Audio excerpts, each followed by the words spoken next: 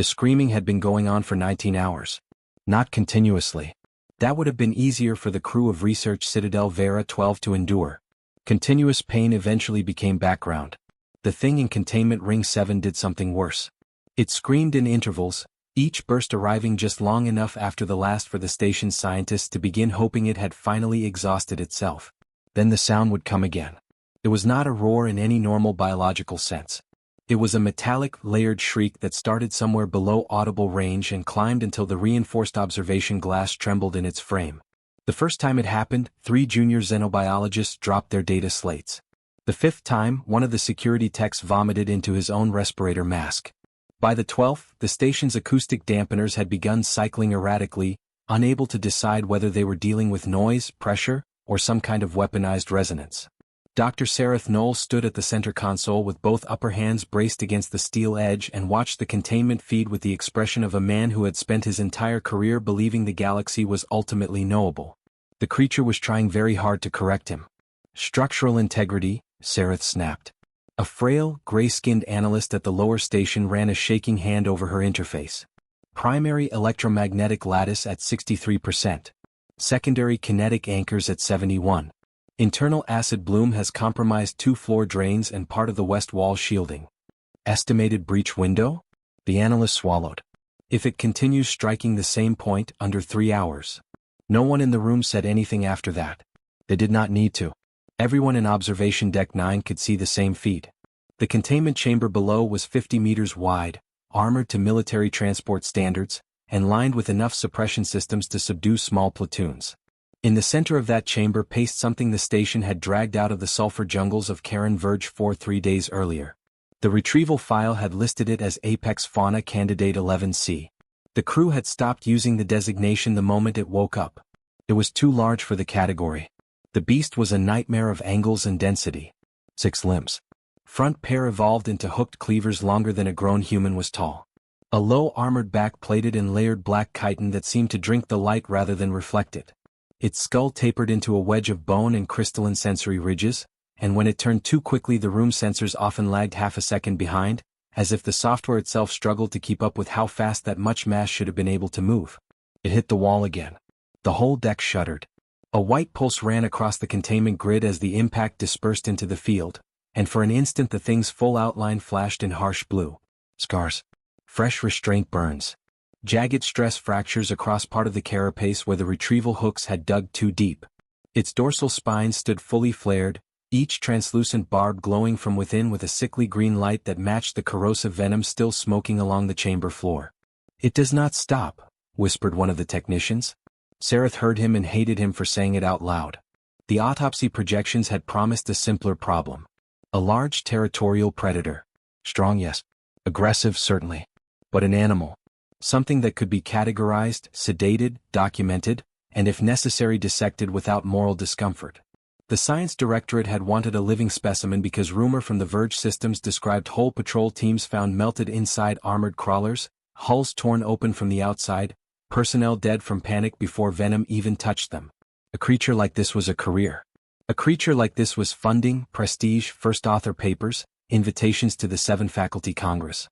Now Sareth would have happily traded all of it for 1 quiet hour. The beast stopped pacing. Every scientist on the deck froze with it. Its head rose slowly. 6 clustered eyes, black and glossy as deep-sea stones, fixed on the observation glass above.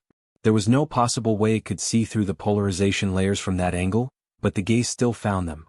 Found the exact center of the deck. The analyst nearest the glass took a full involuntary step backward. Then the creature lunged. The impact hit like a breaching charge. The observation glass held, but a line of fine white stress fractures flashed and vanished under the reinforcement mesh. Alarms cascaded instantly. Scarlet strips lit along the deck edge. Somewhere behind Sareth, a containment engineer cursed in 3 different languages. "That is enough," Sareth said, and this time his voice shook. "Prepare the euthanasia dispersal." The room turned toward him. He hated that too, the way the decision made him visible. "Doctor," said the analyst at the lower console, "the directorate specifically ordered non-lethal retention unless it has chewed through military-grade restraints, dissolved half a chamber floor, and is approximately 1 bad impact away from entering a populated research ring." Sareth rounded on her. If it breaches, do you intend to explain to the survivors that we preserved it for paperwork reasons? No one answered. They all looked down to the chamber again, where the beast had lowered itself close to the floor, all 6 limbs spread wide, body shivering with a tension so intense it barely looked alive anymore. More like a trap waiting for the world to become foolish enough to touch it. Sareth drew a breath. Prime the gas. A hiss sounded behind him. The blast doors at the rear of Observation Deck 9 began to part. At first Sareth assumed security had finally arrived with the authorization codes he had been demanding for the last 2 hours. Then the doors finished opening and what stepped through them was not a security squad. It was one man. Human. Mid-30s maybe. Dark field jacket. Cargo trousers. Heavy work boots with dried mud still clinging to the seams as if he had come from somewhere sensible and physical rather than a clean orbital research platform. No hazard shell. No rifle. No visible sidearm. In one hand he carried a dented metal travel mug that still steamed faintly. In the other was a flat foil-wrapped ration pack like he had wandered in on the wrong deck and brought lunch with him by mistake. He took one look at the chamber below, then at the terrified room around it, and let out a slow breath through his nose. That, he said, calm as weather, is the most stressed animal I've ever seen in my life. No one spoke. Sareth stared at him. Who in the stars are you? The human set the ration pack on the console like he had all the time in the galaxy. Name's Owen Voss, he said. Behavioral consultant.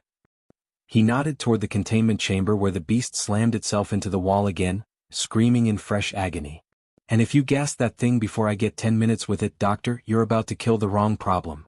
No one in Observation Deck 9 had invited Owen Voss to speak again, but that had never been the kind of thing humans seemed to require when they thought a room was wrong. Dr. Sareth Knoll recovered first. Behavioral consultant, he repeated, each word clipped and cold. On whose authority? Owen took a slow sip from the dented travel mug, eyes never leaving the containment chamber below. The beast had backed itself into the far corner now, dorsal spine still glowing that poisonous green, one scythe limb digging grooves into the reinforced floor as it shifted its weight from side to side in a pattern that looked to every non-human on the deck like imminent violence.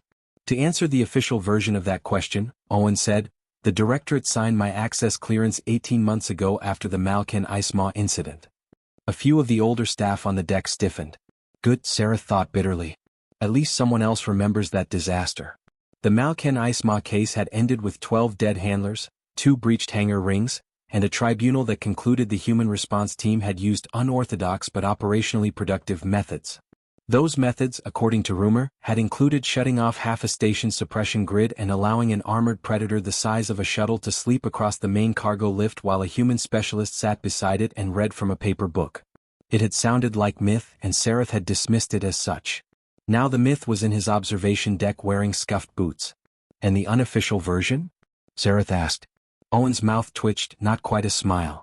The unofficial version is that somebody high enough in the Directorate finally noticed the galaxy keeps calling terrified animals monsters until they act like monsters for real. Several technicians visibly recoiled at that. Below them, the creature slammed its shoulder against the containment wall again.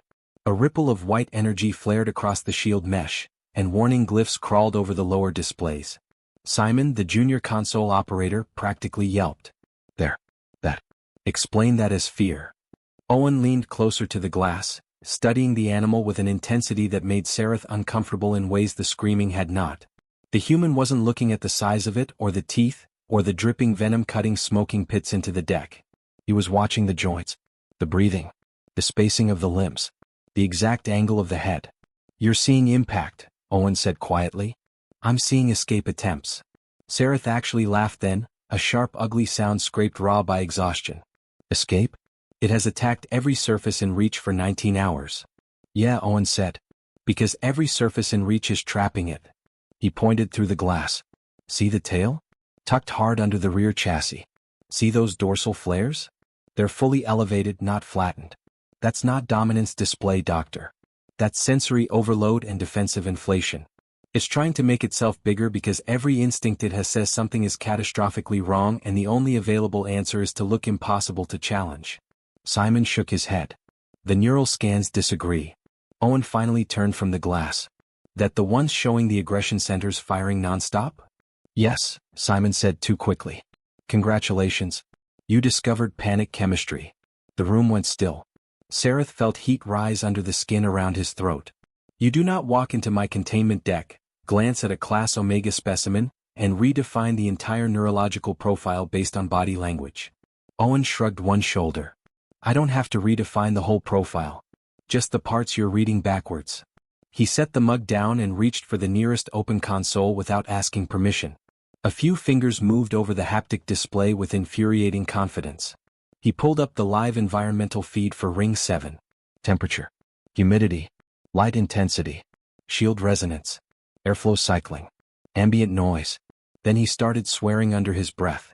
Not loudly, not dramatically, just with the deep, irritated disappointment of a mechanic looking under the hood of a machine someone else had already broken.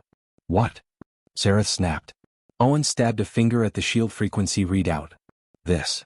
The room stared at the numbers. Sareth frowned. That is standard Omega suppression current. Standard for your hearing range, maybe? Owen tapped another set of values open from his own slate, which he had finally bothered to lift from under one arm. I pulled atmospheric wildlife telemetry from Verge 4 on the shuttle over. Heavy pressure environment. Dense foliage canopy. Constant low-band environmental noise. These animals evolved under thick sound. Your shield is running a high alternating hum with sharp harmonics layered on top. Simon blinked. The chamber is acoustically isolated. To you, Owen said. To me too, mostly. To that thing down there, it's probably like being trapped inside a cathedral full of screaming machinery. He brought up a waveform comparison. Even Sareth had to admit the overlay was ugly. The station's suppression field generated a constant saw-toothed pattern far above what most species registered as dangerous. The native biome recording from Verge 4 was the opposite. Heavy, slow, dense, almost subterranean in structure. The discrepancy was enormous. Owen pointed again, softer this time. You hauled a top-tier ambush predator out of a dim, wet, low-frequency jungle, put it in a white metal box, dried the air, flooded it with harsh light, and wrapped it in a sound profile its nervous system probably interprets as pain. He looked up at Sareth. Then you built your entire conclusion on what happened next. For a few seconds nobody spoke. Below them, the beast had stopped striking the wall again. It had backed into the corner so hard one rear limb was half folded under the carapace, as if it wanted to disappear into the geometry and lacked the physical option. Sareth hated that Owen had changed what he was seeing. He hated it because he could not unsee it now. Even Simon's voice had lost some of its certainty when he said, even if you're right, lowering the field output would compromise containment. Not output, Owen said. Frequency. He pointed to the lights next. Drop illumination to 5%, shift spectrum warmer, bring the humidity up. Give it one thing in this room that doesn't feel like an attack. Sareth crossed all four arms. And if we do that? Owen picked up the foil ration pack and turned it once in his fingers. Then I go in. Half the room started protesting at once. Sareth cut them off with a raised hand, eyes locked on the human. Absolutely not. Owen met his stare without blinking. Doctor, if you flood that room with gas now, maybe you save your deck. Maybe. But you also prove that the smartest xenobiologists in 7 species can identify venom chemistry faster than fear. He let that sit a beat. Give me 10 minutes. If I'm wrong, you still have your gas. Sareth looked past him, down through the glass, to the nightmare in the chamber below. Then to the console. Then to the stress fractures beginning to climb the lower shield graph. Then back to the human holding a ration bar like it somehow belonged in the same conversation as a planetary threat. You are insane, Sareth said. Owen gave a small tired nod. Frequently. But not about this. The doctor stood in silence for a long moment, calculating failure in every direction. Finally, with the sound of a man signing his own death warrant, Sareth turned toward the console. Reduce the chamber lighting, he said hoarsely. Shift the shield frequency to low-band resonance. Raise humidity. He closed his eyes once, then opened them. And get the inner airlock ready. Owen picked up his mug, took one last sip, and looked through the glass at the creature waiting in the corner like a storm packed into bone. All right, he murmured. Let's go meet the problem you all named wrong. The deck did not move at first. That was the thing, Kel. No, Owen Voss noticed most often on stations like this. Alien science was brilliant right up until the moment it had to admit a human was correct in a way that made everyone look stupid. Then it became very slow.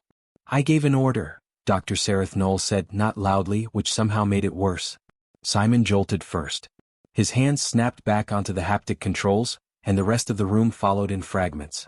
One technician dimmed the chamber luminance in hesitant increments. Another rerouted humidity through the auxiliary life support exchangers. A containment engineer opened the shield modulation tree and immediately began swearing in a language Owen did not know and did not need translated to understand. "You cannot drop it that far," the engineer said. "The harmonic stabilizers will drift."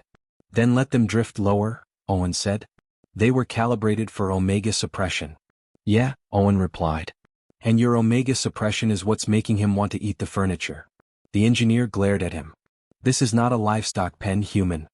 Owen did not even look up from the waveform graph he was dragging across the central console. "No," he said. "If it were, somebody in this room would have noticed the environment was wrong 46 hours ago." That landed. He saw it in the silence that followed. Saw it in the way nobody quite met anyone else's eyes. Good. Shame was not always useful, but sometimes it created just enough air for better decisions to squeeze through. Below them, the white chamber light finally began to fade. At first the change was almost invisible. The sharp clinical glare softened around the corners, then shifted slowly toward deeper amber tones. The metal walls stopped reflecting like polished bone and started looking less like surgical instruments. A second later the shield hum changed too. It did not disappear. There was no world in which Sareth was going to let a 2-ton Death World predator stand in an unshielded room, but the frequency dropped out of its punishing high register into something thick and low, a vibration felt more in the ribs than the teeth. The beast reacted instantly. It froze in the corner. Not the fighting freeze from before. Not the gathered tension pause before another impact. This was different. Its head jerked once, then again as if trying to place the sudden absence of pain. The dorsal spine stayed raised, but their glow flickered from violent acid green into an unstable pulse that moved along the length of its back like a system rebooting under strain. Owen pointed without taking his eyes off it. "There. Look at that." Sareth had moved beside him now despite himself. "What am I looking at?" "Confusion," Owen said. "The first good thing that's happened to him since you brought him aboard." The creature took one slow step away from the corner. Then another. It no longer hit the wall. Instead it lowered its massive skull, turning slightly to angle one side of its sensory ridges toward the floor as if listening for a threat that had vanished but might come back. Humidity rolled into the chamber in a visible wave, pulled from reserve tanks and forced through the lower vents. A faint haze formed near the floor grates. The beast inhaled sharply. Its whole body shuddered. Owen felt the room tense behind him, every alien mind on the deck braced for fresh violence. Instead the predator's rear legs unfolded a fraction.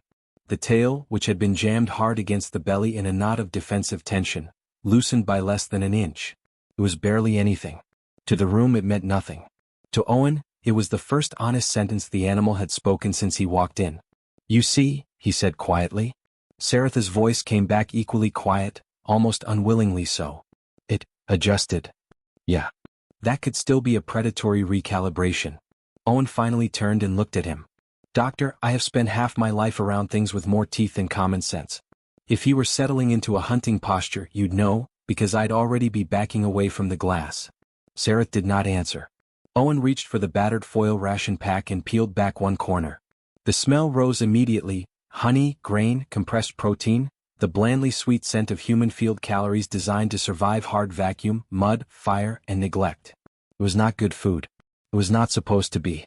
It was survival food. Dense, simple, useful. Simon stared at it. "You cannot possibly think that will matter." "I think," Owen said, "that he's been burning through his own body chemistry for 2 days trying to survive a room that feels like pain. If his metabolism works anything like the telemetry says it does, he's starving." He broke the ration brick against the console edge with a clean snap. "And I think every species in this galaxy has a lot of very poetic theories about violence that start falling apart when hunger enters the room." One of the security officers near the blast door muttered, "It eats flesh." Owen shrugged. "So do a lot of things. Most of them still understand calories." He slid the larger half of the ration into one pocket and kept the smaller piece in his palm. Then he reached for the intercom override and keyed the channel open to the chamber below. His voice came back through the speaker softened by the low hum of the field. "Hey," he said. The beast's head snapped toward the sound, but not violently. Its 6 eyes flared wide, catching the amber light in dark wet reflections. "That's better, isn't it?" Owen murmured. "Less screaming in your skull. Less bright. Little more air." Sareth stared at him as if the fact of hearing a human talk to the thing like that was somehow more unprofessional than volunteering to walk into its enclosure. It does not understand you. No, Owen said. But it understands tone, pressure, rhythm. Most creatures do. He glanced at the diagnostics. Heart rate still too high but dropping. Toxin production slowing. Respiratory spike easing off by degrees. Language comes later. Sometimes never. He stepped away from the console. Immediately Simon said, "What are you doing?" "Getting my 10 minutes.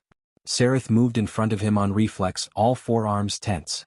"If you enter that chamber and it charges, I am flooding the room." "That's fair." "That is not reassurance." Owen gave him a thin, tired smile. "No, doctor. Reassurance is what I'm about to go try on the animal." He crossed the deck toward the spiral access ramp. Behind him, no one tried to physically stop him, but he could feel their fear like a weather front at his back. Good. Fear meant they were finally paying attention. At the lower landing he keyed the primary airlock. The thick internal door cycled open with a hydraulic groan. Warm damp air rolled out to meet him, carrying acid, metal, wet soil chemistry from the hastily adjusted humidity feed, and beneath all of it the unmistakable scent of a body in full biological distress. He stepped inside. The outer door sealed behind him with a heavy final clang. Through the reinforced inner viewport, the beast was waiting in the amber gloom, still huge, still armored, still lethal enough to turn him into red vapor if this went wrong. Owen crouched slowly, making himself smaller before the inner lock had even begun to cycle. Then he lifted the broken piece of ration where the creature could see it. "Okay, big guy," he said softly as the chamber door started to open. "Now we find out if the galaxy's wrong about both of us." The inner door opened with a slow hydraulic sigh that sounded, in the newly quiet chamber, far louder than it should have. Every muscle in the beast's body locked. Up on the observation deck, Simon made a noise somewhere between a gasp and a prayer. Dr. Sareth Knoll did not move at all. His finger hovered over the euthanasia trigger with such rigid stillness it almost looked disconnected from the rest of him. The entire station seemed to lean inward around that one widening seam of steel as Owen stepped through and into the enclosure alone. The air hit him first. Hot. Wet. Sharp with corrosive spit and stress musk and the sour electrical smell left behind by days of panic under artificial systems. The floor was scarred and half-etched from venom impacts. One section of the west wall looked as if something had tried to chew through the energy field with sheer rage and had nearly managed to convince the metal to give up. Owen ignored all of it. He looked only at the animal. It was bigger from inside the room. That happened sometimes. Barriers flattened danger into shapes the eye could file. Step across the threshold and scale returned with teeth attached.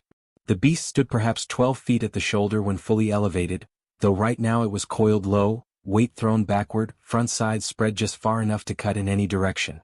Its 6 eyes tracked every millimeter Owen moved.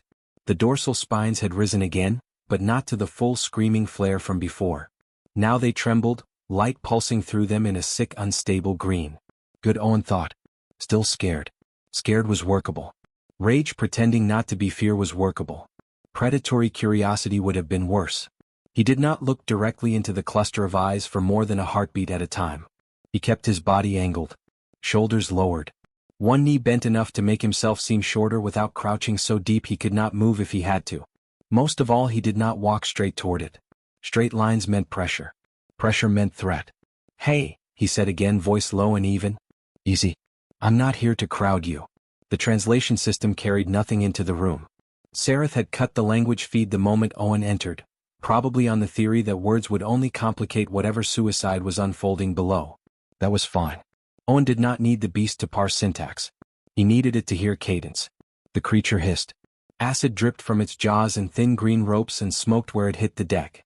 Its right foreclaw twitched once against the floor, scoring metal. But it did not charge. Owen stopped moving. Good. The ration square sat in his open hand. He let the smell carry first. Sweet grain, fat, sugar, protein, the compact blunt scent of something energy-dense and immediately available.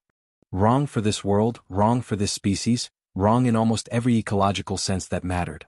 But hunger was older than ecology. The animal's facial ridges flexed. Small slits near the forward skull opened and closed fast, pulling air. Its head shifted forward by less than an inch. There it is, Owen thought. The first real decision. "I know," he murmured. "Weird smell. Whole room's weird. Whole station's weird. You've had a bad week." On the deck above, one of the security officers muttered, "Why is he talking like that?" "Because he knows what he's doing," Sareth said, to everyone's surprise, including his own. Owen lowered himself another fraction until one hand touched the floor for balance. No sudden motions. No challenge posture. He let the ration rest between thumb and forefinger where the creature could keep tracking it. Then he tossed it. Not at the animal. Never at the animal. Past its claws and short of its face, so it would land in the space between them rather than force a choice between retreat and impact. The small ration block skittered once across the scarred metal and stopped. The beast recoiled half a step, dorsal lights flaring bright green again. Owen stayed absolutely still. "Yeah," he said softly. "New thing. I get it. Take your time." For 4 full seconds nothing happened. Then the beast stretched one of the hooked forelimbs out so slowly the movement barely registered.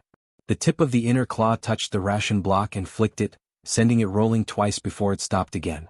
The animal leaned lower, nostril slits working harder now.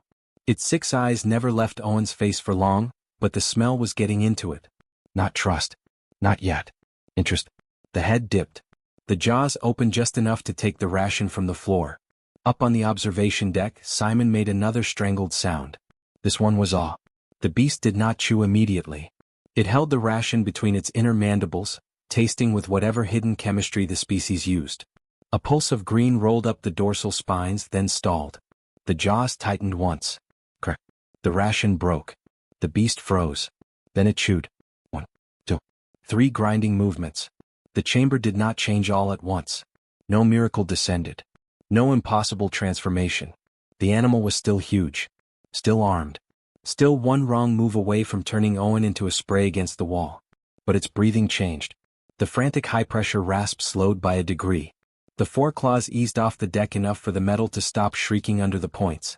The dorsal lights dimmed, green bleeding down into a deep, uncertain blue that crawled the length of the spine in irregular waves. Owen let out a breath through his nose so slowly it barely counted as sound. "Good," he said. "That's good." He reached into his pocket and drew out the larger half of the ration. The animal saw it instantly. This time it did not hiss. It took one step. The floor shuddered under the weight of it. The distance between them dropped from 6 meters to 4. Owen did not move back. Backward motion at the wrong moment could trigger pursuit in almost anything with a nervous system. He simply shifted one boot half an inch wider for balance and kept his hand low and open. "That's it," he murmured. "Your choice." The beast took another step. Then another. Now it was close enough that Owen could feel heat radiating off the obsidian plates. Close enough to see the stress scars around the sensory ridges where the capture restraints had cut too hard. Close enough that the smell of acid and jungle musk and raw animal exhaustion filled his lungs and sat there. Its head lowered. Slowly, unbelievably slowly, the terrifying wedge of jaws came level with Owen's open hand. The upper mandibles parted. The inner feeding structures flicked once against the ration, testing. Then, with a precision so careful it bordered on tenderness, the creature took the biscuit from Owen's fingers without touching skin. The whole chamber held its breath. The beast chewed. And for the first time since it had awakened on the station, the sound it made was not a scream. It was a low, rough, vibrating rumble from deep in the chest, almost too low to hear, more felt than heard through the soles of Owen's boots. Above the chamber, Simon whispered, "What is that?" Sareth stared at the biometric readouts flooding his console and answered without looking up. "I believe," he said faintly, "it is calming down." Owen waited until the beast had swallowed, then lifted his empty hand slowly, giving it every chance to refuse. The animal's eyes tracked the motion. Its dorsal spines remained dim blue, laid lower now, no longer spears pointed at the sky but folded ridges along its back. His palm touched the front ridge of the skull. The armored snout was warm. Not slick, not scaled exactly, but plated over something living and tired underneath. The beast flinched once, a full body shiver of uncertainty, then went still. Owen did not pet. Petting was for later. He just let the hand stay there, light and steady, enough pressure to be real but not enough to claim. "Yeah," he whispered. "There you are." The 6 eyes closed one by one. And when the giant Deathworld predator leaned, just slightly, into the human hand, the entire observation deck above forgot how to speak. For the next 6 hours, no one on Research Citadel Vera 12 was willing to be the first person to suggest Owen Voss leave the chamber. That, more than the biometric readings or the halted screaming or the fact that the station's emergency euthanasia trigger remained untouched beneath Dr. Sareth Knowles' pale unsteady hand, was what made the event feel real. The room had crossed some invisible threshold and could not find its way back to the earlier certainty in which the creature was a problem and Owen was a fool standing too close to it. Now the problem was lying on the floor. Not sleeping. Not fully. But settled. The beast had folded itself into a low armored sprawl near the back wall, forelimbs tucked under in a posture that looked impossible for something that large until one remembered it had not truly relaxed in days. Its dorsal spines, once flared with corrosive green light, now pulsed a deep muted cobalt in slow intervals that matched the steadier rhythm of its breathing. The venom dripping had stopped entirely. The head remained within arm's reach of Owen's left boot, and every time a technician above made too loud a sound at the glass, one of those 6 black eyes would open and track the disturbance until Owen's voice smoothed it back down. "It's not sedation," Simon whispered for perhaps the 15th time. "No," Sareth said, still staring at the metrics with the gaunt look of a man whose entire professional framework had just been forced through a wall. "It is regulation." That word spread through the station faster than the incident report ever could have. Regulation. Not suppression. Not chemical override. Not miracle. A state change produced by environmental correction, caloric intake, and trust. The phrase was ugly and technical enough that it made the event sound smaller than it felt. But it was the sort of phrase science could survive, which meant the station embraced it immediately. Within 3 hours, 3 containment specialists were redesigning Ring 7's atmospheric profile. Within 4, maintenance teams were stripping out half the light panels and rerouting the shield emitters to a lower resonance band. By the second cycle, the bare steel floor had been layered with damp thermal mats, moss cultures and reinforced climbing structures meant to approximate the vertical density of the Verge 4 canopy.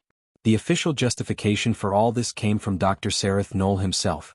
Adaptive habitat stabilization required for continued non-lethal study of specimen 11C. The unofficial truth was that nobody on the station wanted to hear that screaming ever again. Owen slept in a chair outside the chamber for 9 hours, woke with his neck bent wrong and one hand still holding a fresh ration bar, and found the beast waiting at the inner glass before the lights had fully risen into morning spectrum. "Morning," he murmured. The predator made a low clicking sound and pressed the front ridge of its skull against the partition. Simon, who had been running overnight telemetry, nearly dropped his tablet. "It recognized your voice." Owen rubbed sleep from his face. "Yeah. That tends to happen." "You say that," Simon snapped, equal parts fascinated and offended, "as though this is an ordinary outcome." "No," Owen said. "Ordinary would have been you all listening the first time." The creature was eating now. Not much and not anything the station originally stocked for it. Raw protein-triggered feeding but not calm. It consumed flesh the way wounded soldiers accepted medicine, out of bodily necessity with no corresponding relaxation afterward. What changed the behavior were dense mixed-carb ration bricks rehydrated in mineral broth and laced with trace compounds pulled from the Verge 4 botanical scans. The station's nutrition lab had spent an embarrassing 41 straight hours trying to reverse engineer why the field ration worked at all. Their best answer so far was that a body in prolonged catastrophic stress did not want elegance. It wanted fast energy and predictable chemistry. The first time the beast had taken food from Owen's bare hand on purpose, the entire observation deck applauded by instinct and then went silent in collective shame at having applauded inside a research station. The second time, Sareth ordered the moment logged under controlled trust behavior. The third time Owen gave up on specimen 11C forever. "Can't keep calling him that," he said, crouched on one knee in the newly retrofitted habitat while the creature chewed with terrifying delicate precision. "Makes him sound like bad cargo." Sareth, arms folded behind his back on the other side of the glass, said, "He is not domesticated." "Didn't say he was." "Then naming him is scientifically premature." Owen looked at the giant armored nightmare resting one hooked forelimb over his boot like a claim stake and raised an eyebrow. "You want to come in here and tell him that, Doc?" Sareth did not answer. Owen scratched lightly along the ridge behind the creature's sensory slits. The dorsal spines dimmed another shade toward blue, and that deep engine-like rumble began again. "Your name," Owen told the beast softly, "is Crumb." Simon, listening through the feed, let out an involuntary laugh. "Crumb?" Owen shrugged. First thing he chose. The name stayed because everyone on the station hated it for exactly 12 minutes and then found themselves using it without noticing. 3 days later, Research Citadel Vera 12 opened Ring 7 to supervised cross-disciplinary review. Not because anyone felt entirely safe. No one with functioning instincts ever entirely felt safe standing near Crumb. The predator remained huge, toxic, heavily armed by nature, and fully capable of reducing an armored door to bright slag if pushed back into panic. But the panic was no longer the whole animal. That had changed everything. The first review delegation included neurologists, containment engineers, 2 military security observers, and a representative from the Directorate's Threat Classification Office. Crumb ignored the first 4 categories entirely. He tracked the military observers with open suspicion until Owen sat cross-legged on the habitat floor and tapped twice against his own knee. The giant creature immediately lowered itself beside him, alert but controlled, cobalt light slow and even, attention split between the room and the human. "Is that trained?" asked the threat representative. Owen shook his head. "No. It's communication." The representative looked displeased by the distinction. Owen did not care. He ran them through the visible markers one by one. Relaxed dorsal position. Reduced acid secretion. Approach consent. Food acceptance. Touch tolerance. Response to voice cadence. Selective vigilance around perceived hostility. Every point dragged alien science another inch toward the humiliating truth.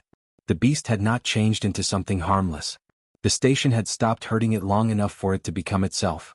That was when Commander Tarek Vale arrived. Security Directorate. Outer Arm veteran. Tall even by human standards and built like the kind of man who had spent half his life entering rooms after the shooting started. He wore a charcoal command shell instead of station white, and unlike the scientist he did not pause outside the observation glass in awe. He paused to assess firing angles. Owen noticed immediately and from the floor of the habitat felt Crumb noticed too. The great head lifted from beside his knee. One cobalt spine light winked brighter than another. Sarah saw it as well. "Commander, lower your shoulders." Slowly. Vale did not take his eyes off the creature. "You're telling me this is the success case?" Owen stood, one hand still resting on Crumb's armored neck. "Depends," he said. "You here to understand him?" Vale's gaze shifted to Owen at last, hard and unimpressed. "I'm here," he said, "to determine whether your miracle is stable or whether this station has spent the last 4 days letting an extinction-level predator learn the layout." Owen did not answer right away. He had learned, over the years, that there were 2 kinds of dangerous officials in rooms with frightened animals. The first kind was loud, insecure and easy to predict. The second kind was like Commander Tarek Vale, controlled, observant and deeply committed to the idea that caution looked like force. The second kind was harder because they rarely mistook themselves for cruel. They thought of themselves as necessary. Crumb's head was up now, the broad wedge of it level with Owen's chest. The cobalt glow along his spine had begun shifting toward a thinner, brighter blue. Not alarm yet.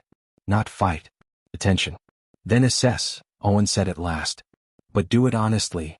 Vale stepped closer to the glass. "Honestly? Fine. I see a 2-ton predatory organism with armor capable of defeating military containment, venom sacs that can liquefy standard hull sealant, and cognition high enough to fake calm until it has an opening." Crumb's inner mandibles flexed once. Owen felt it through the armored ridge under his palm. "Didn't fake anything," he said. "You're just late to the part where the room stopped torturing him." One of the security observers behind Vale coughed to hide a reaction. Sareth pretended not to notice. Vale's eyes did not leave Crumb. "Your file says he has accepted food, tolerated contact, and demonstrated response to verbal cadence." "Correct. It does not say he has accepted anyone but you." Owen smiled faintly. "Because he hasn't. Then what you have is not a containment solution. You have a single point of failure." That hit harder than Owen liked, mostly because it was not entirely wrong. Sareth folded his upper hands together. "Commander, with respect, the question before the Directorate was whether the specimen could be stabilized without termination. Mr. Voss has proven that." Vale turned from the glass. "No. He has proven the specimen can be stabilized around him." His voice remained low and level. "If Voss is injured, absent, incapacitated, reassigned or dead, what exactly do you all think happens next?" Silence. Crumb watched the room through the glass with the unreadable stillness of something that understood less language than they feared and far more tension than they wanted. Owen scratched once behind the sensory ridge and felt the muscles under the carapace loosen by a degree. "You want a demonstration?" Vale looked back at him. "I want evidence." "Good," Owen said. "Evidence is easier." Sareth stiffened. "What sort of demonstration?" "The one you all should have run before you started talking about planetary threats and euthanasia gas." Owen moved to the internal console built into the habitat wall and keyed the intercom. "Simon, dim the observation lights another 10%. Simon's voice came over the speaker at once. Done. The outside glow softened. Reflections on the glass dropped, making the boundary between chamber and deck look thinner than it was. Owen knelt beside Crumb. Listen to me, buddy. We're going to do a stupid thing for the benefit of science. Crumb's head angled slightly toward him. The blue along his spine steadied. Vale crossed his arms. This is absurd. No, Owen said. What was absurd was assuming violence meant simplicity. He stood and pointed through the glass. Dr. Knoll, stay where you are. Simon, come stand beside him. Commander, you come to the left side of the panel. Vale did not move. Why? Because right now, Owen said, Crumb thinks I'm safe, Sereth is tolerable, Simon's nervous, and you are deciding whether shooting him would be prudent. I want you all where he can see you. After a few seconds, Vale moved. Crumb followed him instantly. Not with aggression. With focus. The giant predator rose in one smooth motion until all 6 limbs were planted wide. The cobalt glow narrowed, sharpening along each dorsal spine. Owen stayed beside him, one hand low and visible, not touching yet. Let the room see the difference, he thought. Let them see that the change is not random. All right, he said. Doctor first. Sereth, who clearly hated being turned into a variable in Owen's argument, stepped closer to the glass. He kept his posture awkwardly careful, all his academic authority reduced to trying not to look like a threat to the animal he had nearly killed. Crumb looked at him, held the look, then let out a low, uncertain chitter and lowered his head by half an inch. Recognition without trust, Owen said. He knows Sereth belongs to the environment. Doesn't like him. Doesn't consider him immediate danger. Simon swallowed visibly. That is horrifyingly specific. Yeah, Owen said. Animals usually are. He pointed to the junior technician. Simon. Simon stepped into place, heartbeat probably loud enough for half the deck to hear. Crumb's nostril slits widened. The predator's head tilted. One foreclaw lifted and set down again, not striking, just recalibrating. He's reading instability, Owen said. You smell afraid. Your breathing's uneven. But you're not aggressive, so he's treating you like noise. Simon looked offended. Noise? Owen grinned. Better than target. Then he turned toward Vale. Crumb changed before the commander even took the final step. The head came up. The shoulders squared. Every line of the animal compressed inward, not for panic but for action held in reserve. The cobalt dimmed and a hard ultraviolet edge began to shimmer at the tips of the spines. Not full threat flare. Warning phase. Vale noticed. To his credit, he did not back away.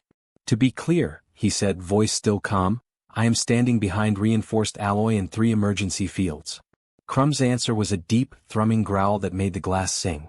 Owen let it go on for 2 seconds, then placed his hand lightly against the side of the armored neck. That's enough. The growl cut off immediately. Not faded. Stopped. The room went dead silent. Vale's face did not change much, but Owen saw the exact instant the commander stopped thinking in abstractions. This proves response to your command, Vale said slowly. Not intent discrimination. Owen sighed. You want the whole lesson? Fine. He stepped away from Crumb. That got everybody's attention. Sereth half raised one hand. Owen? Relax. Owen walked 10 full paces across the habitat, putting visible distance between himself and the beast. Crumb tracked him but stayed where he was. Good boy, Owen thought, and then hated himself a little for the phrase because the creature was absolutely not a dog, only a soul that had discovered the tactical value of pack. Owen stopped near the opposite wall and looked through the glass at Vale. Now reach for your sidearm. The room erupted at once. Vale didn't join them. He just stared. You're out of your mind, Sereth said. Probably, Owen agreed. Commander? Vale's jaw shifted once. If I do this and the specimen charges? He won't charge the glass first, Owen said. He'll place himself between us. That landed like a stone dropped into cold water. Slowly, keeping his eyes on Crumb, Vale moved one hand toward the holstered plasma sidearm at his hip. Crumb reacted so fast Simon actually shouted. The beast lunged 3 strides across the habitat and stopped directly in front of Owen, body broadside to the glass, every line of him angled outward toward Vale. Not attack posture. Shield posture. Protective geometry. The dorsal spines blazed into hard electric blue. The foreclaws dug grooves into the deck. The low sound rising from his chest was not rage now. It was warning. Controlled. Directed. Owen reached out and laid a hand against the obsidian plate over Crumb's shoulder. Easy, he murmured. That's right. You see it. Vale took his hand off the sidearm. Crumb did not relax immediately. He held the position 3 full breaths longer, making sure the threat had truly receded, then looked back over one shoulder at Owen as if checking whether further action was required. Owen scratched lightly at the ridge behind the sensory slit. "Nope," he said softly. "You did the job." The giant predator exhaled, long and hot, and the blue along his back faded once more into calm cobalt. On the other side of the glass, Commander Tarek Vale stood very still. When he finally spoke, the hardness in his voice had changed shape. "It was guarding you." "Yes," Owen said. Vale glanced at Sereth, then Simon, then back to the beast now resting half against Owen's leg like a living barricade that had decided for the moment to become furniture. "No," Vale said quietly, correcting himself. "It chose to guard you." For the first time since he arrived, Owen gave him a real nod. "Now," he said, "we can start the conversation you actually came here to have." Vale's eyes narrowed slightly. "Which conversation is that?" Owen looked down at Crumb, at the impossible calm of all that weaponry folded under trust. "The one where you stop asking whether he can be killed," Owen said, "and start asking what happens when someone else figures out he's worth stealing." 3 days later, Commander Tarek Vale stopped calling Crumb the specimen. He did not call him Crumb yet. That would have required a surrender of pride the Security Directorate did not cultivate in its officers. But the language changed. When does he usually settle after feeding? Has he shown aversion to armored silhouettes in groups of 4 or more? Can he distinguish threat posture from simple agitation at distance? Questions like that. Questions that assumed a mind instead of a hazard. Owen counted that as progress. Ring 7 no longer looked anything like the chamber into which Crumb had nearly destroyed himself. Moisture beaded on the darkened walls. Reinforced climbing spars rose from the floor in crooked vertical clusters wrapped in synthetic vine skins and moss cultures seeded from Verge 4 atmospheric scans. The light stayed low and warm. The shield still hummed, but at a bass-heavy resonance that Crumb tolerated without spiraling into fresh panic. He had claimed a corner nest built from thermal mats and cargo padding and spent increasing amounts of each cycle sleeping there with one eye half open and his tail laid across Owen's boots whenever the human stayed too long past shift. The station, predictably, had begun mythologizing the whole thing. Junior techs found reasons to route through Observation Deck 9 just to look through the glass. 2 interns had already been reprimanded for trying to feed Crumb unauthorized nutrient samples. Someone in environmental maintenance had painted a tiny ration brick on the inside of a service panel and written "Pack First" under it in 3 languages. Sereth hated all of this. Owen liked it more than he admitted. What he did not like was the traffic. Since Vale's demonstration, requests had begun arriving from places that had not cared about Research Citadel Vera 12 until now. Security Division wanted tactical evaluations. The Directorate wanted revised threat class language. 2 private research conglomerates requested controlled access to non-lethal apex bonding protocols. One of them, Axiom Biodynamics, offered to fund an entire new wing if the station transferred tissue rights and behavioral data under shared patent authority. Owen read that one twice, then sent it to Vale with a single line attached. "Watch this name." Vale's reply came back a minute later. "Already doing so." Which should have reassured Owen. It did not. He was in Ring 7 when the station alarms changed pitch. Not the ordinary low-status chime for pressure variance or docking correction or one of the 1,000 manageable irritations that made up orbital life. This was a hard, ripping klaxon that cut through the habitat's warm air like a blade. The wall strips flashed from amber to red. Somewhere outside the chamber, blast doors began slamming shut in sequence. Crumb jerked upright so violently his dorsal spines hit full flare before his forelimbs had even fully planted. "Easy," Owen said immediately. But the air had already changed. Pressure shift. Adrenal stink from the corridor beyond. A faint electrical bitterness riding the ventilation feed. Station-wide voice came over the intercom in clipped bursts. "Security breach. Unauthorized docking on cargo Ring 3. All non-combat personnel shelter in place. Repeat, unauthorized." The transmission cut into static. Crumb let out a low, rising vibration that Owen felt through the floor before he heard it. He moved to the internal console and keyed the external line open. "Vale." The commander answered on the second pulse, breath controlled but faster than usual. "We've got boarders." "How many?" "Initial count 8. Artsuit team. Blacked out signatures. They bypassed customs and hit the cargo locks with shaped charges." A burst of gunfire crackled somewhere behind him. "They're moving toward your ring." Of course they were. Owen's gaze flicked to the exterior feed now flooding the side display. Grainy corridor footage showed armored figures in matte dark composite moving with the ugly economy of professionals who had done this too many times to enjoy it anymore. No station insignia. No directorate colors. Heavy rifles. Sonic projectors mounted under 2 barrels. Owen went cold. "Vale," he said. "Those under barrels." Zoom. A second later the feed sharpened. Sleek emitters. Waveguide horns. Acoustic suppression rigs. Not standard boarding equipment. Not for station security. Not for hostages. For Crumb. For the love of, Owen cut himself off. They didn't come for data. Vale was silent for half a beat too long. Then, Axiom? Maybe. Maybe someone they hired. Owen looked at Crumb, at the animal now pacing tight furious lines between the nest and the door, every movement clipped with rising panic. They brought Sonic hardware Vale. They know exactly what he is.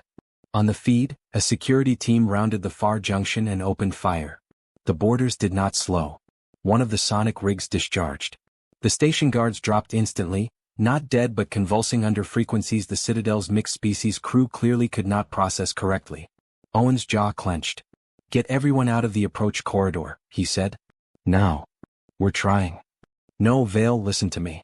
If they hit Ring 7 with that gear while he's boxed in, he won't know friend from wall." Crumb shrieked.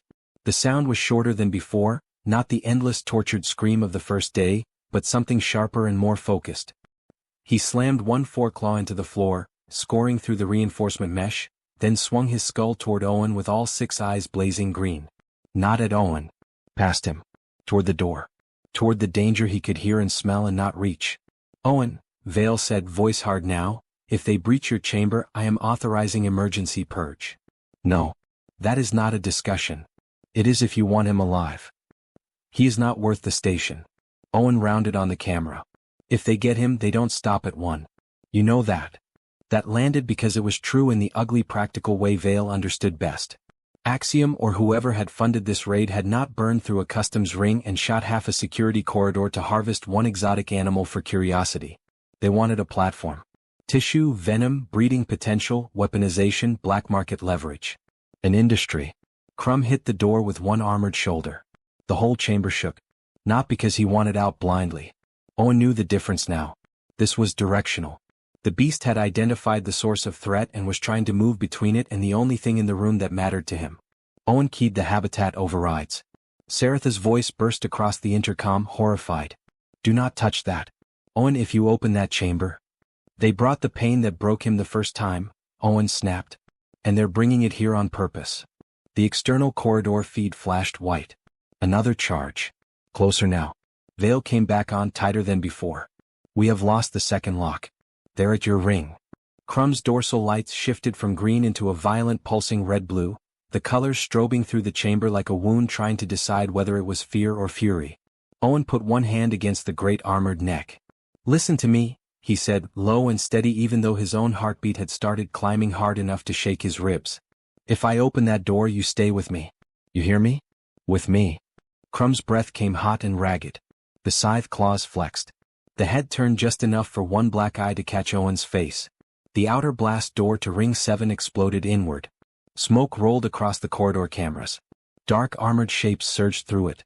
And as the first rising whine of a sonic projector charged beyond the habitat wall, Owen understood with perfect sick clarity that the next 10 seconds were going to decide whether the galaxy got its first bonded Death World Guardian. Or the bloodiest cautionary tale in Security Directorate history. Owen hit the release. There was no dramatic countdown, no elegant systems confirmation, no voice of reason descending from the station speakers to ask whether he was absolutely certain he wanted to do the most professionally indefensible thing of his career. Ring 7's internal locks were old mechanical redundancies wrapped in newer software, and when Owen slammed his palm onto the manual override, the chamber answered with a single brutal clank. The habitat door began to retract. "Voss." Saratha's voice cracked over the intercom. "Do not." The first sonic pulse hit the corridor. It did not reach human hearing as a sound so much as a pressure event. Owen felt it in his molars and the hinge of his jaw. Crumb felt all of it. The great predator convulsed, all 6 limbs locking at once, dorsal spines flaring into a blinding acid green that instantly bled toward violent crimson. A scream ripped out of him, not the endless panic shriek from the first days, but a shorter, sharper sound of pure neurological agony. The boarders rounded the smoke with weapons already up. 7 of them visible now. Hard black tactical shells. Full faceplates. 2 carrying the sonic rigs, 3 with kinetic carbines, 1 with a restraint launcher, and the last moving behind the line with the predatory caution of someone expensive enough not to be first through the breach. One of the sonic operators saw the chamber door retracting and shouted, "Asset in sight. Push frequency. Push it now." The second pulse hit harder. Crumb slammed sideways into the half-open door so hard the mechanism screamed. Not at Owen. Not at the boarders. Just pain without direction, trying to find a wall and a world at the same time. Owen dropped to one knee directly in the widening gap and shouted with everything he had. Crumb. The name cut through nothing rational. Not through language. Through pattern. Through all the repetitions laid down over days of food and calm and touch and stillness. Crumb's head snapped toward him. For one impossible fraction of a second Owen had the full weight of all that terror focused straight at his chest. 6 eyes blown wide. Inner jaws flexing. Venom running clear instead of smoking because the glands had not fully committed yet. Every instinct in Owen's body yelled at him to back away. He did not move. With me, he said, voice rough and hard. With me now. Another sonic pulse began to build. Crumb saw the operator raising the rig. The change in him was terrifying because it was not chaos. The pain did not make him lose structure. It made him choose. He moved. Not at Owen. Past him. The giant predator exploded through the gap in a blur of obsidian armor and impossible acceleration. The first sonic operator got the weapon half-shouldered before Crumb hit him broadside. Not claws. Not venom. Pure mass. The boarder went over backward and disappeared into the smoke in a spray of broken armor plating and shrieking electronics. The second sonic operator fired on reflex. The pulse caught Crumb across one side of the head. The beast reeled, slamming into the corridor wall hard enough to cave in conduit housing. Owen's vision tunneled for a second. If Crumb broke now, if pain turned him into what the galaxy had always expected. Instead the predator dropped low, one foreclaw hooked over the side of his skull as if physically shielding the sensory ridge, and charged under the next pulse. Smart. Not rage. Adaptation in motion. The second operator tried to step back. Too slow. Crumb's scythe limb flashed once and sheared the sonic rig clean off the weapon housing without touching the man holding it. The projector spun away, hit the far bulkhead, and burst in a shower of sparks. Crumb's tail snapped out immediately after, not striking flesh but wrapping the ruined emitter and hurling it down the corridor where it detonated harmlessly against a sealed hatch. The kinetic team finally opened fire. Heavy rounds smashed into Crumb's carapace with enough force to ring the corridor like a bell. Chips of black plating flew. One slug caught a joint seam high on the rear limb and made the beast falter. Owen saw it happen and screamed, "Cover!" Vale's people were there at last, coming in from the cross corridor in a disciplined wedge. Plasma fire slashed over Owen's shoulder and drove the boarders off their firing line. One of the attackers tried to pivot toward Owen instead, because of course they did, because even professionals understood instinctively that the human in the open was the true center of the whole mess. Crumb saw that too. The beast spun and placed himself directly between Owen and the rifle. Not attack. Barrier. The incoming burst hammered into his armored side. He roared but held. Owen had one crystal-clear second to understand what he was seeing. Crumb was not fighting like a cornered animal. He was fighting like a guard dog bred from a nightmare and taught exactly one perfect priority. Protect the pack center. Left flank. Vale barked. His security team surged. 2 boarders dropped. Another threw a restraint canister that burst against the corridor ceiling and rained conductive mesh toward Crumb's back. Crumb did not chase the thrower. He lowered his body over Owen as the mesh came down, taking the crackling net across his own armor. Electricity forked over the carapace. The beast shuddered once, then bit through the nearest cable, freeing one side of himself while Vale's second squad element cut the rest with concentrated plasma bursts. The boarder leader made the correct tactical call at last. "Fall back," he shouted. "Asset is compromised. Withdraw." They had begun this breach with perfect mercenary discipline. Now they ran. Not in total panic. Not yet. But in that fast collapsing way teams move when the job has transformed from acquisition to survival and everyone knows it at the same instant. Crumb launched after them. Owen's stomach dropped. Crumb. The giant predator stopped 3 strides into pursuit. Stopped. The retreating boarders looked back just in time to see the thing they had tried to steal standing in the wrecked corridor breathing like a furnace, red-blue light blazing across every dorsal spine, one foreclaw planted over the dropped body of the first sonic operator, and still choosing not to tear anyone open because the human had spoken. Vale saw it too. Everyone saw it. Command and Bond, Owen thought, dazed with relief. He's still in there. Crumb backed toward Owen without taking his eyes off the remaining threat. The movement was almost absurdly deliberate. One step. Another. Rear position re-established. Then the beast lowered his massive head beside Owen's shoulder and let out a rough vibrating sound, not a growl, not a scream. Checking. Owen put a shaking hand against the warm black armor. I'm good, he whispered, though he absolutely was not. You did good. You did real good. Crumb exhaled once, long and hot, and shifted sideways so that his whole body formed a wall between Owen and the corridor. Ahead of them, the surviving boarders had dropped weapons and were on their knees under directorate rifles. No one on either side of the security line was looking at the prisoners anymore. They were all looking at the 2-ton Death World Predator who had just fought through torture, gunfire, and electrical restraint and still chosen discipline over slaughter because a human had asked him to. Commander Vale lowered his plasma carbine slowly. Around him, the corridor hummed with failing lights, ruptured conduits, smoke, and the first stunned silence after violence. And inside that silence, Crumb leaned the side of his armored skull for one brief second against Owen's chest as if confirming the pack center was still alive. By the time the emergency lights stopped strobing, the station had already begun rewriting the story. That was how institutions survived events that should have broken them. First they contained the physical damage. Then they contained the language. The official security summary appearing on internal channels 43 minutes after the breach referred to the incident as a failed unauthorized acquisition attempt directed at classified biological property. It credited Commander Tarek Vale and the Security Directorate response teams with neutralizing the threat, preventing specimen loss, and preserving research continuity. Owen read the draft from a medchair in the station infirmary with one sleeve cut open and a compression wrap tightening around bruised ribs. He handed the slate back to Simon without changing expression. That's not what happened. Simon, to his credit, looked embarrassed. It was auto-generated from security priority tags. Then your auto-generator has a lying problem. Across the infirmary bay, separated from the treatment area only by a hastily erected reinforced divider, Crumb let out a low warning rumble at the smell of disinfectant and unfamiliar medtechs. The station had tried, briefly, foolishly, to move him back into Ring 7 while Owen was under treatment. Crumb had responded by planting himself across the medbay threshold and refusing to shift even when Vale himself ordered the corridor cleared. So they had brought the medicine to him instead. That had been 6 hours ago. Now the entire medical wing had quietly accepted that the Apex Death World Predator was not leaving until Owen did. Commander Vale arrived just after Station Dawn Cycle, still in armor, the charcoal plates scorched and pitted where one of the boarders' breaching charges had gone off too close in the corridor. He looked like a man who had not slept and did not expect to again soon.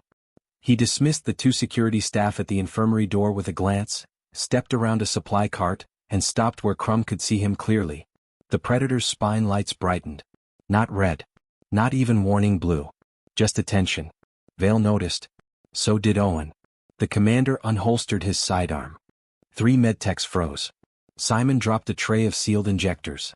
Crumb came up off the floor in one smooth silent motion, every line of him sharpened toward violence. Then Vale reversed the pistol in his grip and set it, carefully, on the empty treatment stand between himself and the beast. After that he unclipped the shock baton from his belt. Then the knife. Then the spare mag cartridges. One by one. All visible. All deliberate. Crumb did not relax, but the violent edge went out of the room. Owen watched Vale over the rim of a terrible station coffee substitute.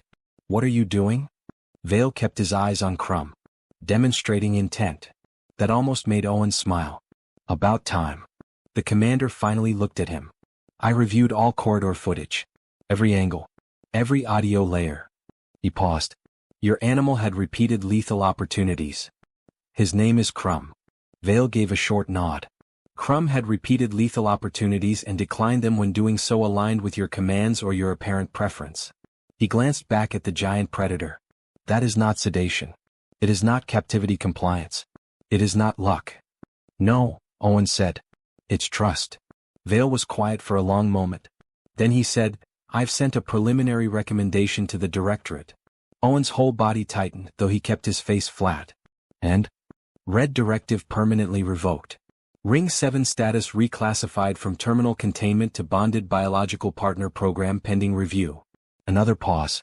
I also recommended that all field and research divisions suspend lethal action against Verge 4 apex fauna until behavioral compatibility protocols can be established. Simon made a small choking sound from across the bay. One of the medtechs actually sat down. Owen set the cup aside carefully. You did all that in one report? I included footage of Crumb shielding you from small arms fire, disarming hostiles without kill strikes, and maintaining threat discrimination under acoustic assault.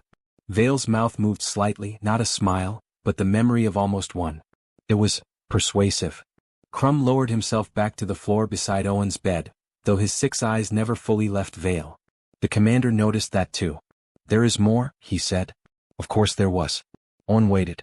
Axiom Biodynamics is finished as an independent contractor. Vale's tone hardened. The borders were theirs. The sonic packages were theirs. 2 data brokers, 1 deputy logistics director, and a station procurement officer on a different moon are already in custody. He set a fresh slate on Owen's lap. The directorate wants a permanent division. Owen looked down. The title was plain enough to be almost ridiculous. Interspecies Guardian Integration Initiative. Under it, in smaller type. Founding Consultant Authorization Pending Acceptance. Owen Voss. He laughed once, short and disbelieving. That's bureaucrat language for, we need more people who can do what you did. Yes. You told them 1 human and 1 terrified animal do not make a doctrine, right? I told them, Vale said, that if 1 human with a ration brick can achieve what 7 species of containment science could not, then the galaxy has been asking the wrong questions for a very long time. That landed harder than Owen expected. Beyond the divider, Crumb shifted and nudged the side of his armored face lightly against Owen's leg. Checking in. Making sure the conversation had not changed into threat while he was lying down. Owen rested a hand against the warm black ridge of the skull. What happens now? Simon asked quietly. Vale answered before Owen could. Now, the commander said, the station stops pretending it captured a monster and starts admitting it made first contact with an ally. The word seemed too large for the room. Ally. Not pet. Not asset. Not specimen. Ally. Crumb rumbled softly at the touch on his skull, oblivious to the galactic vocabulary reshuffling itself around him. Vale drew another breath. The directorate also approved a field operation. Verge 4. Evidence suggests Axiom had an active extraction site planetside. If they were taking juveniles or breeding stock. They were, Owen said immediately. He did not know how he knew. He simply did. Vale met his eyes. Then the operation goes live under your advisement. Owen looked down at the slate again.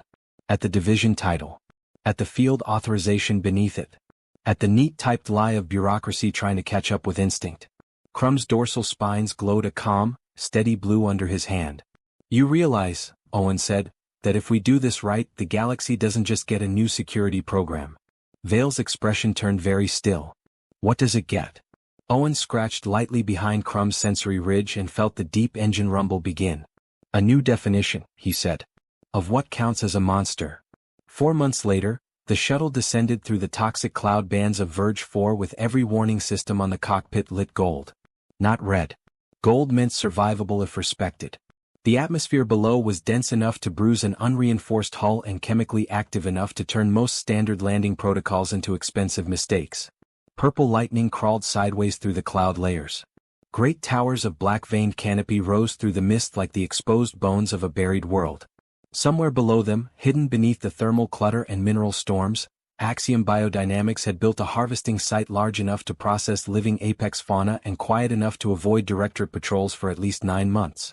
Commander Tarek Vale stood braced in the troop bay, helmet tucked under one arm, reading final telemetry as the shuttle bucked in the descent stream. Ground interference is worse than the station estimates, he said. Long-range mapping is useless below 200 meters. We land blind, move dark, and assume every structure we find has backup power and ugly surprises. Across from him, Owen Voss finished tightening the straps on his field harness and checked the sealed pack clipped at his hip. Food. Water. Portable dampeners. Medical foam. 3 emergency ration bars. And 1 thick reinforced pouch full of synthetic chew blocks and carbohydrate bricks that half the security directorate had begun referring to, with varying levels of embarrassment, as guardian bait. It won't be blind, Owen said. Vale glanced past him. Crumb occupied nearly a third of the troop bay, folded with impossible compactness against the deck restraints. He was bigger now than when the station had first dragged him from his world, heavier across the shoulders and thicker through the chest, the obsidian armor polished dark under the shuttle lights. His dorsal spines glowed with a quiet deep blue that shifted only slightly as the shuttle dropped lower into Verge 4's atmospheric pressure. He knew where they were. Owen could see it in every line of him. Not agitation. Recognition. The last 6 months had changed the galaxy faster than any committee wanted to admit. The Interspecies Guardian Integration Initiative had become, despite the terrible name, the fastest-growing joint program in Directorate history. Half of that growth was tactical opportunism. Military planners had seen the footage from Vera 12 and immediately begun imagining bonded apex fauna as security multipliers, perimeter guardians and anti-boarding assets. The other half was more interesting.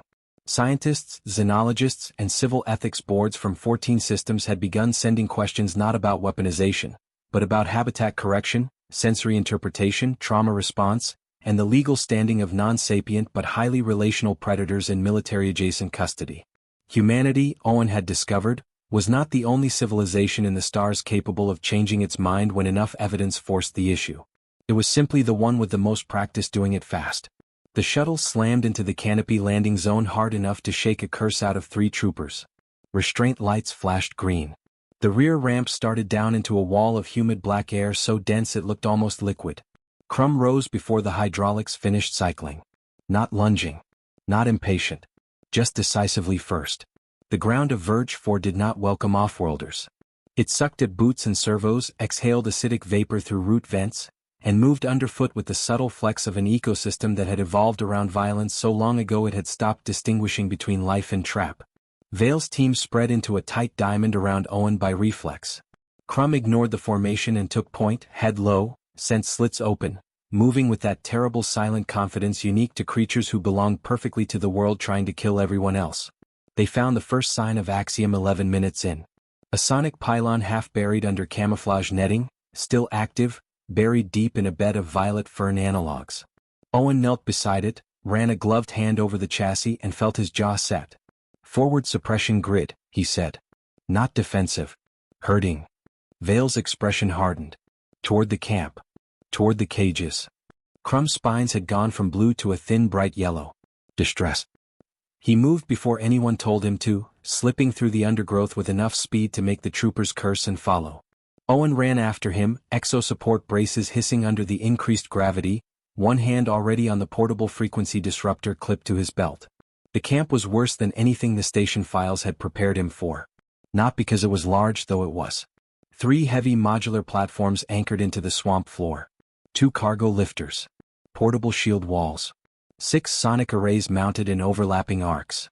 Enough fuel, medical stock, and specimen refrigeration to make it clear Axiom had not come for a raid. They had come to build an industry. What made Owen stop breathing for a second was the center of the compound. 3 adults in suspension frames. 2 juveniles in sedation cradles. And farther back, in a low reinforced pen half obscured by tarped equipment, a cluster of smaller shapes packed together so tightly they looked at first like one shuddering black mass. Yeah. Too many. Crumb made a sound Owen had never heard from him before. Not rage. Not warning. Grief. The nearest suspended adult lifted its head at the noise. Massive, scarred, one eye clouded over, armor split along the flank where extraction cuts had gone too deep. It saw Crumb. Froze. Then gave one low answering vibration that traveled through the swamp mud and up Owen's legs like thunder speaking through a wall. Pack recognition. Vale touched 2 fingers to the side of his helmet. All units hold until signal. Priority targets are sonic arrays and power couplings. No explosive fire near containment pens. Owen looked at him. If they trigger the full grid, the adults will kill themselves trying to break free. Vale nodded once. Then we do it clean. The opening strike lasted 9 seconds. 3 suppressed plasma shots took the nearest sensor mast. 2 marksmen on the left ridge dropped both external gunners before either one could turn. Owen jammed the frequency disruptor into the root bed feeding the first sonic pylon and slammed it live. The whole western arc of the camp went silent. Crumb moved on the silence. He did not charge the guards. He charged the cage line. 1 leap over a cargo barrier, 1 impact into the central frame, and the suspension mount holding the nearest adult twisted sideways with a scream of bending alloy. Vale's troopers opened up then, controlled bursts only, cutting down the Axiom response teams as they poured from the platform structures. The corporate guards were professionals, but they had built their doctrine around two assumptions: that the predators could be kept disoriented, and that off-world rescue would arrive by shuttle and negotiation. They had not planned for a bonded guardian who knew the layout of suffering on sight. Owen reached the first juvenile cradle under covering fire and tore the sedation line free. Inside, the little thing was scarcely the size of a large dog by human standards, all sharp plates and trembling breath, 6 eyes sealed shut under chemical haze. He cut the restraints, backed away and kept his body low. "You're fine," he said, because sometimes the words mattered only to the speaker and still helped. "You're fine, little monster. We've got you." Axiom's camp commander came out of the central lab module in full hard armor, carrying a pulse baton in one hand and a deadman trigger in the other. "Stand down," he shouted. "Any further breach and I flood the pens." Vale put 3 rounds into the mud at the commander's feet, close enough to splash corrosive water over the man's boots. "Drop it." The commander laughed, wild and desperate. "You have no idea what this stock is worth." Owen straightened slowly from the juvenile cradle. "No," he said. "You have no idea what it cost." That was when the matriarch broke free. Not the biggest adult. The smartest one. She had waited through the chaos, through the first gunfire, through Crumb's arrival and the collapse of the Western Sonic Arc, waited until the commander had all his focus forward and the deadman trigger visible in his fist. Then she tore one restraint arm off at the shoulder joint, swung the broken frame segment like a hammer, and hit the control post so hard the trigger assembly left the man's hand in pieces. The camp went still for half a heartbeat. Then every free predator in sight turned its attention toward the same target. The commander dropped to his knees before they reached him. He looked not at Vale's rifles nor Owen's shocked face, but at the wall of obsidian bodies now forming across the flooded ground between him and every route out. Crumb stopped in front. Not touching. Not striking. Just standing there with enough mass and silence to make movement itself seem like a confession. Owen walked up beside him. "Call them off," Vale said quietly from somewhere behind. Owen didn't answer immediately. He was watching the matriarch. Larger than Crumb by at least a quarter. Scarred. Exhausted.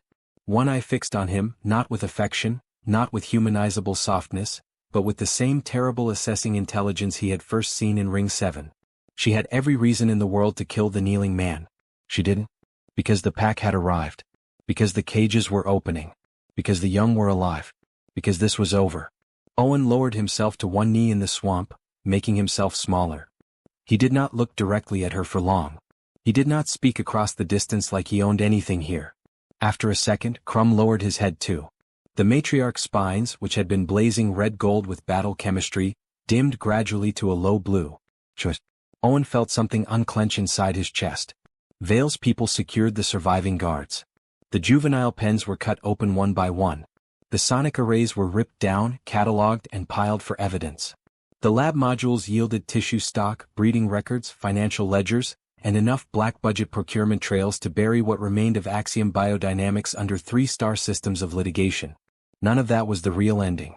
The real ending happened at dusk, when the rain came hard and warm through the Verge 4 canopy and the freed predators gathered at the edge of the clearing with their young clustered between them. Crumb stood beside Owen. Not with them. Not fully with the humans either. In between.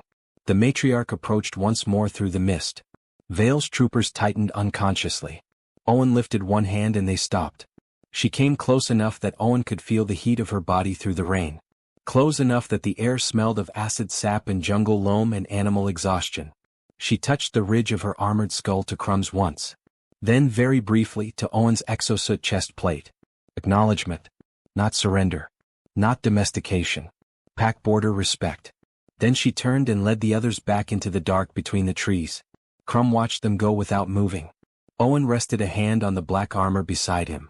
"You can go too," he said softly. Crumb looked up at him. Then, with absolute certainty, he sat down in the mud at Owen's side. Behind them, Vale let out a breath that might almost have been a laugh. "Well," the commander said, glancing at the shattered camp, the freed jungle, and the giant guardian now refusing his own mythic homecoming in favor of staying with one battered human, "I suppose that answers the final classification question." Owen scratched lightly behind the sensory ridge and smiled when the deep rumble began again beneath the rain. "Yeah," he said. "The galaxy kept asking what to do about the monsters. He looked out into the verge for dark where the sanctuary perimeter lights were already rising through the mist, where scientists and troopers and medtechs would soon build something the stars had never seen before. Not a prison, not a lab, not a weapons pen, but a place designed from the beginning around respect. What it should have asked, Owen said, was whether the monsters wanted into the pack. Crumb's dorsal spines glowed calm blue in the jungle dusk. And across the Orion arm, as the reports spread and border doctrines changed and terrified classifications were replaced by harder, humbler truths, the galaxy began learning what humanity had known for a very long time. The darkest things in the universe were not always waiting to kill you. Sometimes they were just waiting for someone brave enough to come closer, lower the lights, offer them food and say, as if it were the simplest thing in the world, "Easy now. You're home."